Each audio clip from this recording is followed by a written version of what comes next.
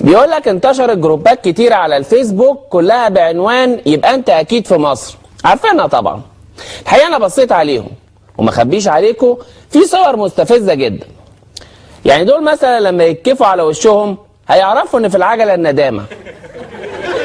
الاكل ده اكيد ناقصه سانكوتش. عرفتوا بقى الرشاوي بتاعت الشركة الألمانية كانت بتروح فين؟ انا مش فاهم هما بينقطوه ليه، ما هو منقوط لوحده. ابو الليف قال وهو رابط ايده بيلعب بينج بونج وفاكرها معجزه، يجي يشوف اللي بيلعبوا من غير ترابيزه اساسا. او ده لما تطلب منه حاجه يقول لك بس انت تهرش.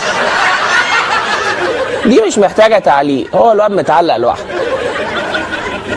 ده طبعا صاحب العمود خايف عليه لا يتسرق. عمود واعرف عملوها ازاي دي. لا اكيد بيحب سمية الخشاب، مش غريبه انه يبقى متخشب هو كمان. اموت وافهم مين البارد اللي صور الصوره دي. بس عايز اقول لكم على حاجه، دي كانت الصوره الغريبه اللي موجوده في مصر ويعني بنشوفها كتير. على فكره يا جماعه مش مصر هي الدوله الوحيده اللي في العالم اللي بيحصل فيها حاجات عجيبه. انا معايا مستندات بالكلام ده. يعني لما يقول لك مثلا ان جده بيلعب في الاتحاد السكندري ويطلع جده الحقيقي بيلعب في الهند، يبقى انت اكيد مش في مصر. يعني لما تلاقي المليطه اللي بتحصل على الكورنيش عندنا بتحصل في ماليزيا تحت شعار دقوا الشماسي للناس كلها تعرف مقاسي، يبقى انت اكيد مش في مصر.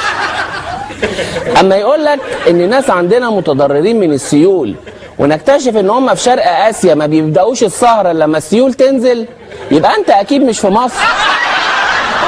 لما تلاقي شبكات المحمول بره واقعه في بعضها تعرف ان انت لازم تتكلم من القلب وتعيش اللحظه عشان دلوقتي وقتها، ويبقى انت اكيد مش في مصر. لما تعرف ان الجاموسه مش هي العقبه الوحيده قدام سواقين القطر، يبقى انت اكيد مش في مصر.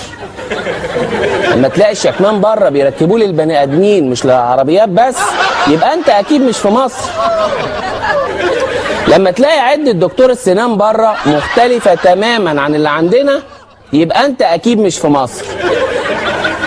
اما نكون احنا بنشتكي من حالة الاتوبيس النهري ونكتشف ان في بره الاتوبيس المهري، يبقى انت اكيد مش في مصر. لما تلاقيهم بره بدأوا يستخدموا تكنولوجيا الهيلو توك توك، يبقى انت اكيد مش في مصر. لما تتأكد ان مش مصر بس هي اللي فيها اشاعات، يبقى انت اكيد مش في مصر. مين اللي قال ان القطر ده بيروح الجنة؟